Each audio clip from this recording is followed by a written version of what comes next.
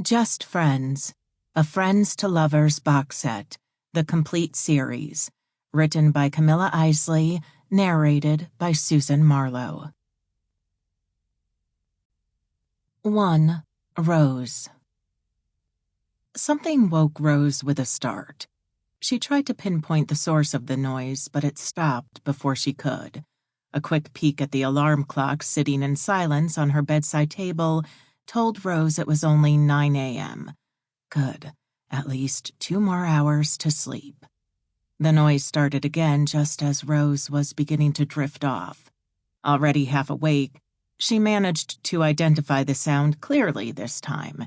It was Tyler's phone ringing in the distance. But where? Not in the adjoining room where Rose assumed he was sleeping.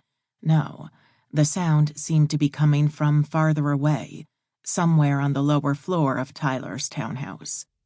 Curled under her soft covers, Rose waited for the sound of his quick footsteps down the stairs, but it never came. He must have been fast asleep, in which case she doubted the faint noise of his ringtone would be enough to wake him. Tyler was a heavy sleeper ordinarily, and he'd been out all night, or at least until 3 this morning when she'd gotten in. She guessed he wouldn't wake up until at least noon. Rose waited for the phone to stop ringing so she could go back to sleep. But Tyler's vintage MC Hammer ringtone started playing again almost immediately. Can't touch this. Throwing the blankets away from her, Rose sat up and swung her legs off the side of the bed. What the hell? Who was so eager to talk to Tyler this early on a Saturday morning? Georgiana. The name popped into Rose's mind. She was the only person who'd obsessively binge-call him on a Saturday morning and not get the message people wanted to sleep. Even Tyler's mom would have given up after 2 missed calls. Why was Georgiana so desperate to talk to him? Did they have a huge fight? Did he finally ditch her?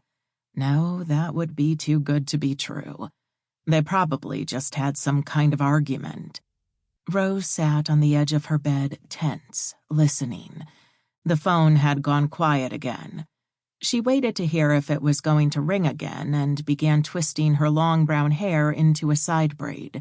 Sure enough, after a few seconds, she heard the same familiar tune. Can't touch this.